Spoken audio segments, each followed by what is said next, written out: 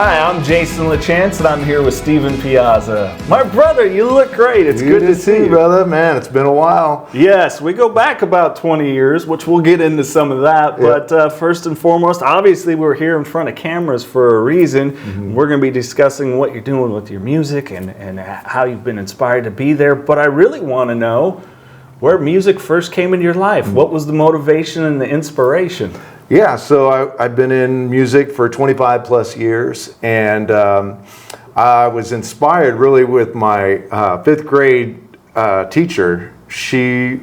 We had a choir class, and so every kid would come up to the piano and she'd play like a scale, and I got up there and she's like, well, you got a good voice, you know, and so that started to build confidence. And then I started singing in the children's choir at my church, and then into youth choir, and then I started getting into bands and build confidence, and saw that people like to hear me sing, so I just kind of ran with it from there. Yeah. So that's kind of how it started. Now, is this a family thing? Did you have other members of your family that were singers, or played instruments or anything else? So my grandfather, we called him Papa, and he was an opera singer. And man, the guy had some pipes, and I don't have those pipes, but he could have went professional in opera, and God called him to the ministry.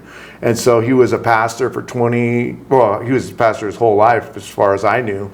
And they had a church up in San Leandro, and then my mom was also a great singer, and she was offered to sing in a trio and tour. And the only problem with that is my dad and mom had just got married, and my dad was like, I don't think so. So, and then my dad had a great voice too, but it's just, he didn't want to pursue it, you know. So I have some good musical genes. Yeah, for sure. So. Well, you talk about maybe like rock music coming into your life mm-hmm. too. What was some of that for you, and mm-hmm. about what age did that enter? So the influences, I would say, I started getting into bands serious around 19, 20, 21, and I joined a cover band, my first band, and the influences were the Seattle scene was hitting. Sure. So the grunge, Soundgarden, Pearl Jam, STP, Alice in Chains. Man, I really gravitated towards that. I think all of us at my age gravitated towards that. And so once I started getting into original bands, Creed was coming out, and so they were kind of some bands I wanted to emulate or be like, you know, so... those are my influences. So. Well, that's a reason I asked that is that's really how our friendship came about. You know, I don't recollect if maybe I had seen you out or you had introduced yourself first and check out my band, and I was working in rock radio at the time, programming a rock station, and I went, hey, these guys got something. Let's give a little support to a local band that's putting a lot of work into it. Yeah, and I really appreciate you and what you did for the bands that I was in.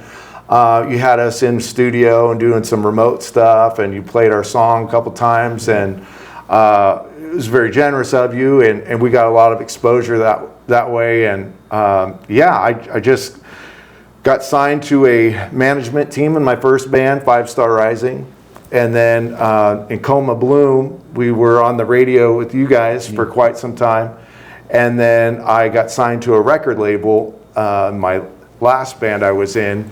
And we had a song nationally for 3 months on the radio. So it was really, really cool journey when I was in that journey at that time. So did that love ever leave you? I mean, now you're in such a different place with your music, but there's kind of a gap in there. So with the rock and roll lifestyle comes sex, drugs, and rock and roll. We've all heard it, right? And man, I really gravitated towards alcohol. And alcohol was not only a vice, but it controlled my life. When I woke up, I wanted to have a drink. And I couldn't function without having a drink. And then you don't socialize with people as much and stuff. I couldn't go a day without drinking. If I did, I couldn't sleep. And if I went 2 days, man, I would start getting the shakes. And that was going through withdrawals. So one day I was up in Reno, and I was partying with a couple up there. And we were doing cocaine, drinking from the morning to the night to the next morning. And I almost died. And, you know, I was on my knees crying out to God, saying, God, please, I don't want to die. And, you know, it hits home sometimes. So, anyhow, I was raised in the church, and I knew what, you know, the right way to go to heaven. If you want to go to heaven, you got to serve God. And if you don't, you know, hell is the price you pay. And so I just felt like I was going to hell if I died. So I was on my knees praying, God, please give me a second chance. And God gave me that second chance. And I wear this cross around my neck, and it says 6/12/2020. Sorry, I'm getting emotional here. Please.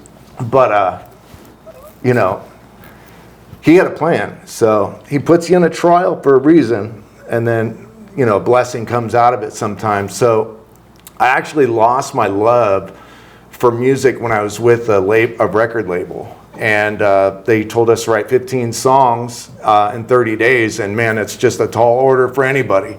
And so I remember I never drank so much alcohol in my life. And it became a job, and it wasn't fun anymore. So I got out of that.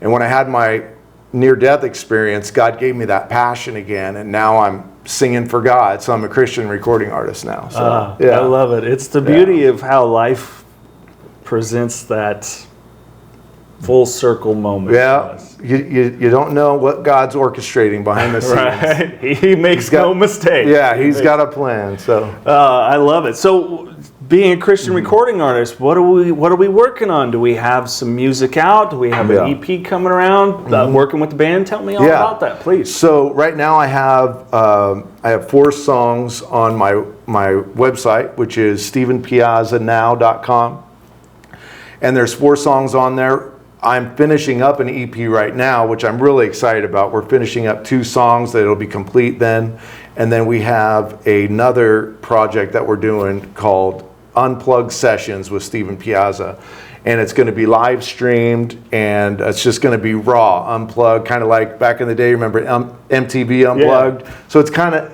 going to be like that, but now with all the social media platforms, you can reach such a bigger audience, right, with all these platforms. So we're really excited about that. So good things are coming. Stay tuned. And yeah, check out the website, StephenPiazzaNow.com, and I'm excited about it. I'm excited for you and excited to check it out. Now, I wanted to just say real quick, if you don't mind. Yeah.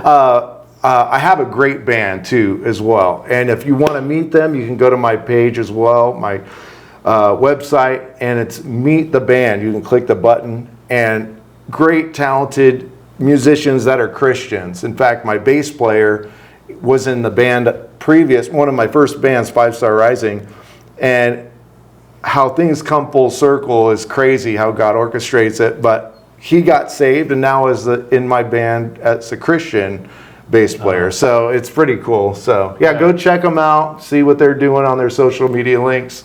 I'm excited about it. So let's dig into the live streaming. Is it primarily going to be you, or are you going to be inviting other Christian musicians to come on? What's the that is evolving, but right now it's going to be us. We're figuring out all of the sound engineering part of it. You know, I'm a singer, so I gotta figure out how to do all this other stuff and bring talented people like my videographer and you, and people behind the scenes. But eventually, I would like to have a platform where other musicians can come on and do something like the MTV Unplugged back when we were growing up, but do it where we can live stream it. And this will be a platform that other musicians can do, but that'll be announced at a later date. Yeah. Well, and I think some of the things that maybe, I know you and I are people that kind of eat up something when we get into it. And the beauty of like the MTV Live Unplugged was a lot of it, they had some storytelling in between songs. Yeah. Is that something maybe you're going to approach? Because I know your material now is near and dear to your heart. Yeah. And a little bit of what you were sharing about your life transformation. Yeah, that's the goal. We want to get intimate with the band and find out their story.